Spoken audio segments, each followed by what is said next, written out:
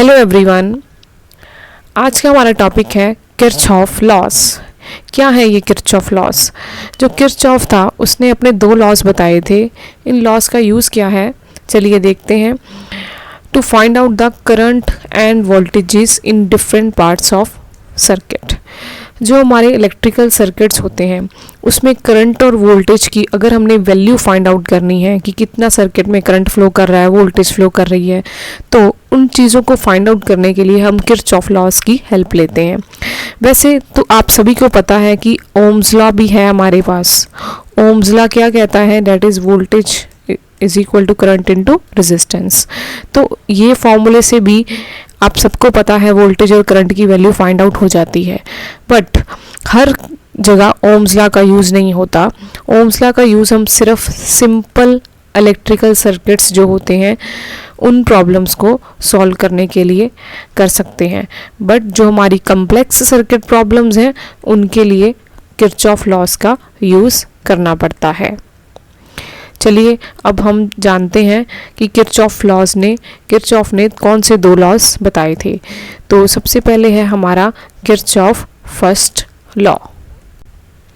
Kirchhoff first law की statement है, it states that sum of all currents entering the junction must be equal to sum of all currents leaving that junction.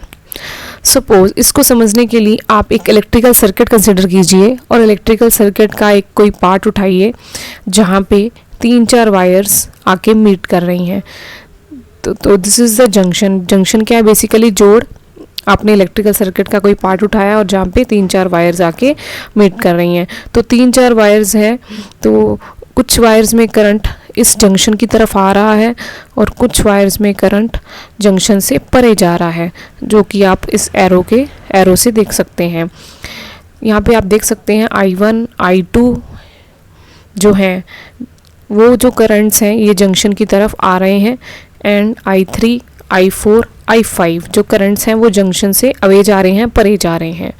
तो अब Kirchhoff first law की statement क्या कहती है कि sum of all currents entering the junction means कौन से currents का सम जो कि जंक्शन की तरफ एंटर हो रहे हैं उन सभी करंट्स का जो सम होगा that is I1 plus I2 वो किसके बराबर होगा? Must be equal to sum of all currents leaving that junction.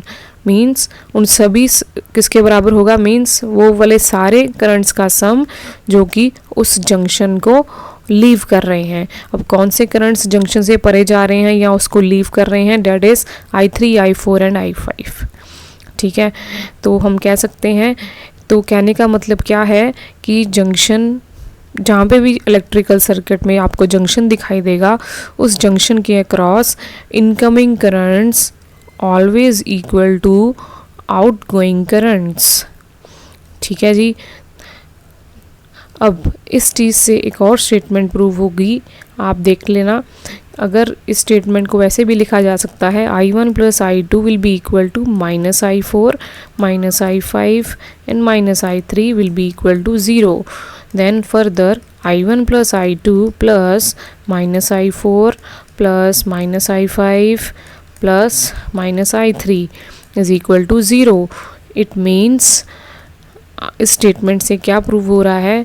Some of all currents meeting at the junction is equal to 0। तो this is the statement of Kirchhoff first law. ये जो Kirchhoff first law है ये किसको support करता है? Law of conservation of charge को। Because इस स्टेटमेंट से आप देख सकते हैं that is incoming currents is equal to outgoing currents. Means जितना करंट एंटर हुआ उतना ही करंट बाहर जा रहा है। Means current is conserved. अगर करंट कंजर्व्ड है तो चार्ज भी बिल्कुल कंजर्व्ड रहेगा।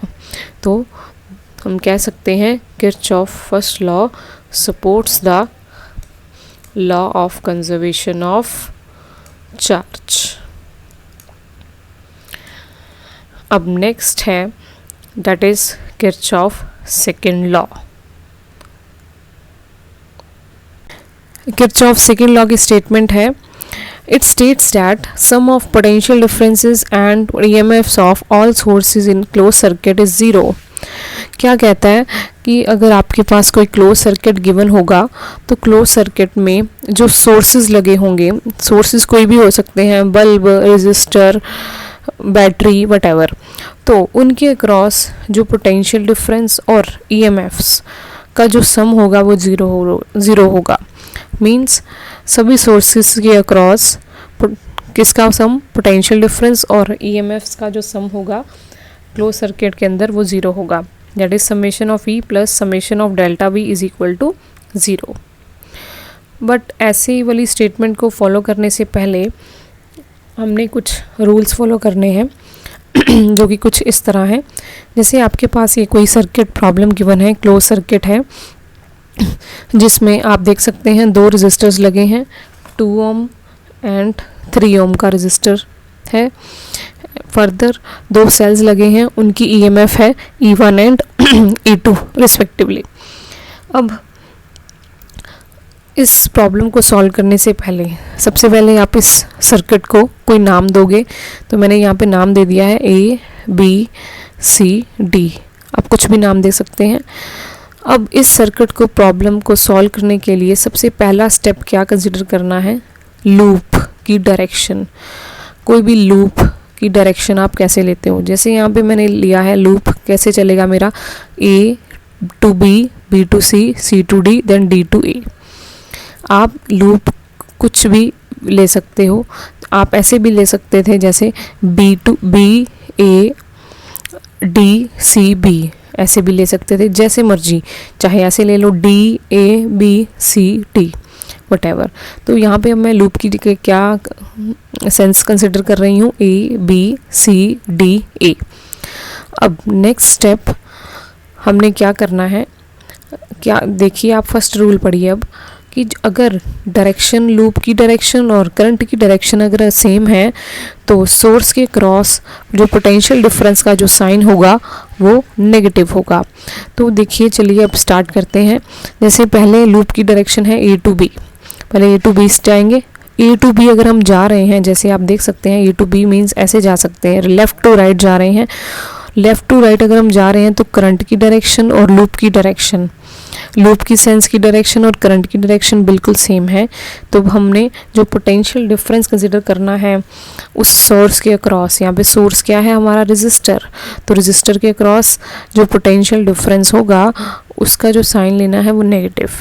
तो चलिए हम पहले पोटेंशियल डिफरेंस निकाल लेते हैं। इस रेजिस्टर जो है 2 ओम का, उसके अक्रॉस जो पोटेंशियल डिफरेंस होगा वो होगा डेट इज़ 2I1, क्योंकि पोटेंशियल डिफरेंस होता है I इंटू R, तो ये हो जाएगा 2I1। और इसका जो साइन लेना है वो हमने क्या लेना है, that is negative according to first sign convention. अब नेक्स्ट, अब बारी किसकी है, B to C। अब चले हम B to C, ठीक है जी। अगर हम B to C जा रहे हैं तो देखिए B to C जाना है। B to C जाते हुए अब EMF सेल जो है वो हम कैसे ट्रेवल हो रही है, अब ये वाला आप रूल पढ़ सकते हैं, डेट इज़ थर्ड रूल, कि अगर सोर्स जो है EMF का वो कैसे ट्रेवल हो रहा है, नेगेटिव टू पॉजिटिव। देखिए B to C गए, बट जो EMF का सोर्स है वो कैसे ट्रेवल हुआ, पॉजिटिव टू नेगेटिव। तो हमने जो साइन लेना है EMF का वो क्या लेना है, डेट इज़ नेगेटिव, जो कि आप फोर्थ रूल से देख सकते हैं कि अगर पॉजिटिव टू नेगेटिव जाते हैं हम EMF में तो जो EMF का साइन होगा वो नेगेटिव होगा। तो यहाँ पे -E1 आगा, E1 हो गई, E1 की वैल्यू है -1.5। अब नेक्स्ट, अब जाना है C to D की तरफ।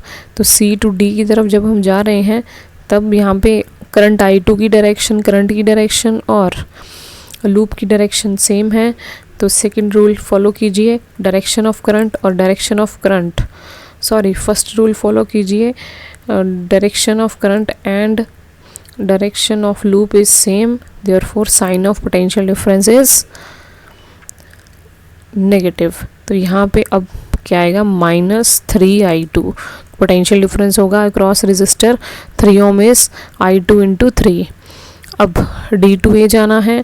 D to A जाते हुए अब EMF की सेंस कैसी है, नेगेटिव टू पॉजिटिव। तो नेगेटिव टू पॉजिटिव जब होती है ईएमएफ की जो sense according to third rule, तो साइन क्या लेना है ईएमएफ का, डेट इज़ पॉजिटिव। तो यहाँ पे आएगा +3 वोल्ट। अब तो यहाँ पे हमने अब क्या कर लिया, एक तरह का पूरा सर्किट सॉल्व हो गया। ए से स्टार्ट हुए थे, फिर वापस ए पे आए और सम भी कर लिया ईएमएफ का और पोटेंशियल डिफरेंस का। और सेकंड लॉ के अकॉर्डिंग वो सारा जो सम होगा वो किसके बराबर होगा, डेट इज़ 0।